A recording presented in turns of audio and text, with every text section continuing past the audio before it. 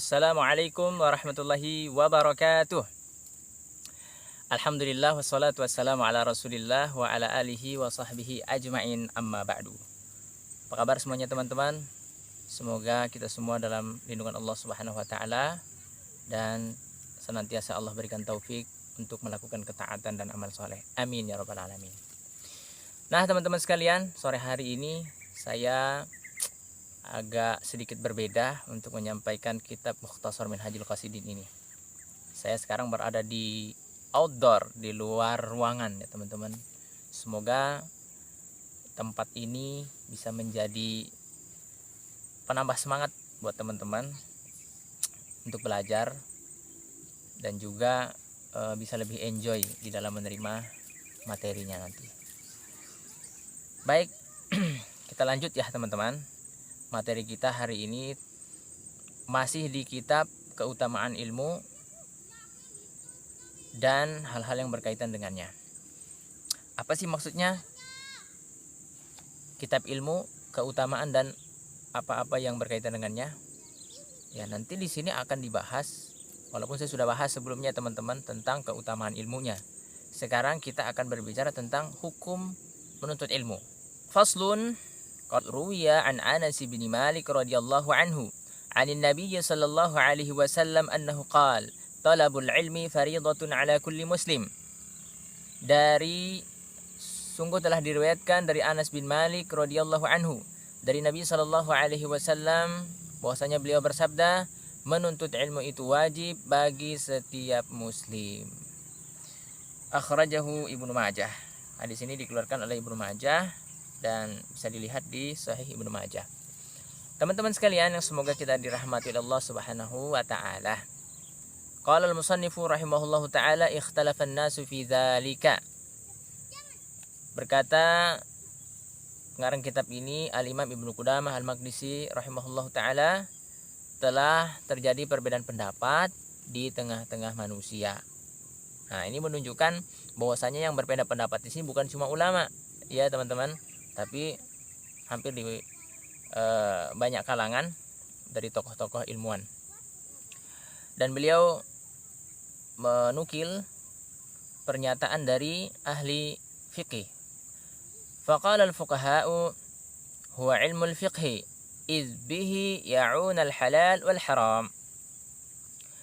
Kata ulama ahli fiqih, yang dimaksud ilmu yang wajib dituntut oleh setiap muslim adalah ilmu fikih.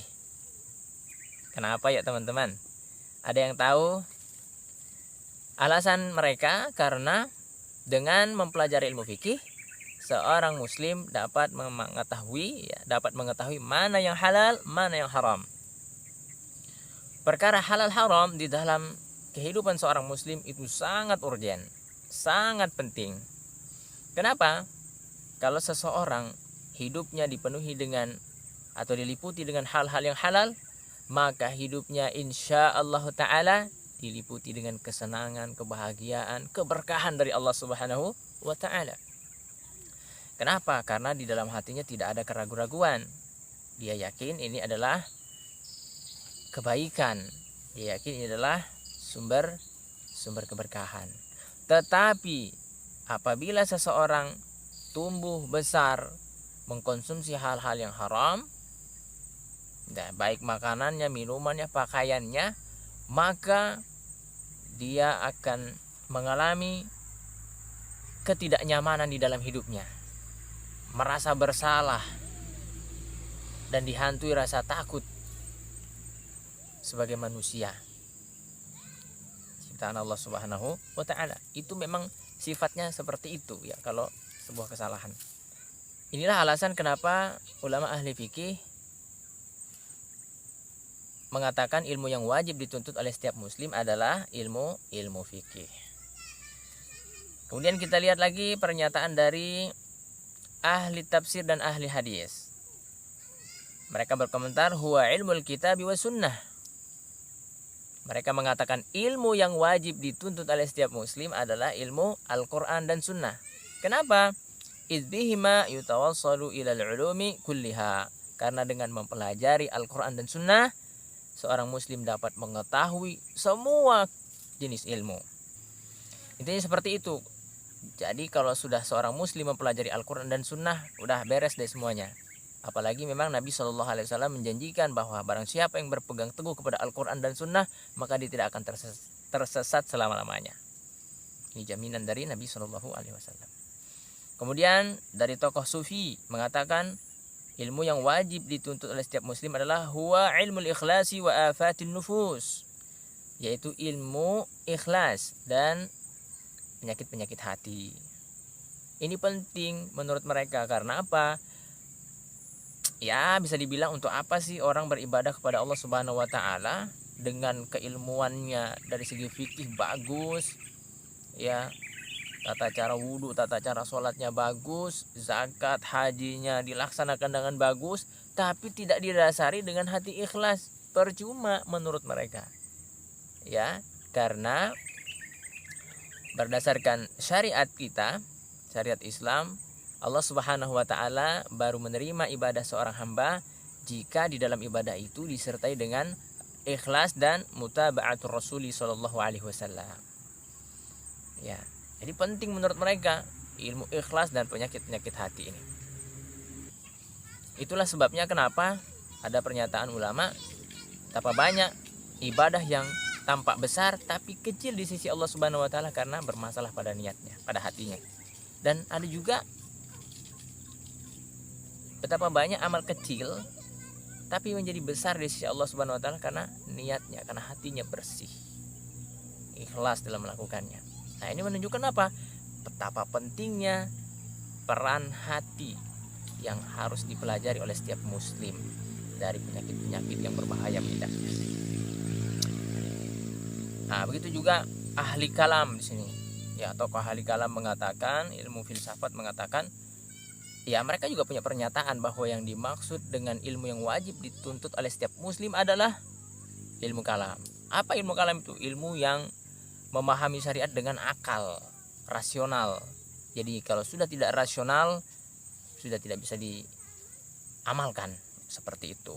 Jadi bagaimana umat Islam ini menggali ilmu-ilmu yang bisa dijangkau oleh rasional, itulah ilmu yang wajib menurut mereka. Ya kan? Jadi di sini tadi bukan cuma ulama, teman-teman yang berbeda pendapat, tapi sampai ke tokoh-tokoh yang mereka tidak punya landasan yang jelas juga sebenarnya di dalam menetapkan ilmu yang wajib dituntut oleh setiap muslim itu adalah ilmu kalam. Ya. Oke, sekarang pendapat yang dipilih oleh penulis di sini Al-Imam Ibnu Qudamah adalah, ya, beliau punya pandangan sendiri bahwa yang dimaksud ilmu yang wajib dituntut oleh setiap muslim adalah ilmu muamalah seorang hamba kepada Rabbnya, kepada Allah Subhanahu wa taala. Beliau mengatakan was-sahihu annahu ilmu muamalatil 'abdi li rabbih. Yang benar kata beliau adalah ilmu muamalah seorang hamba kepada Allah Subhanahu wa taala. Maksudnya apa?